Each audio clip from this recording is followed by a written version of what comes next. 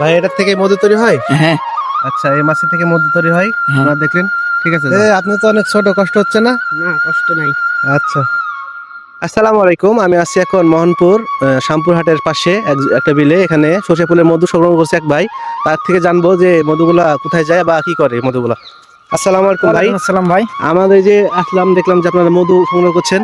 তো এই মধুগুলা আপনারা কি করেন বা আপনাদের মানে কার্যক্রম কি, আর কি কি মধু সংগ্রহ করেন এই মাছি থাকি? আমাদের যে সরষা ফুলের মধু সংগ্রহ করলাম কিছুদিন আগে, আমাদের সরষা ফুলের মধু শেষ হয়ে গেছে কালেকশন।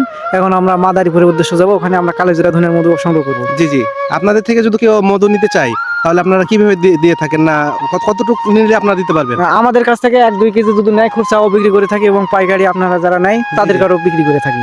দর্শক, আমরা এই ভাইয়ের ইন্টারভিউ নিলাম। ভাইকে থেকে যদি আপনারা মধু সংগ্রহ করতে চান, খাঁটি মধু, অবশ্যই আমার এই কমেন্ট বক্সে তাদের নাম্বার দেওয়া থাকবে এবং সিনের নাম্বার দেওয়া থাকবে।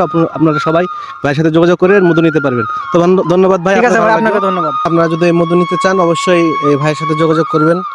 তার নাম্বার দেওয়া থাকবে স্ক্রিনে। মধুগুলো অনেক ভালো। ধন্যবাদ, ভালো থাকবেন।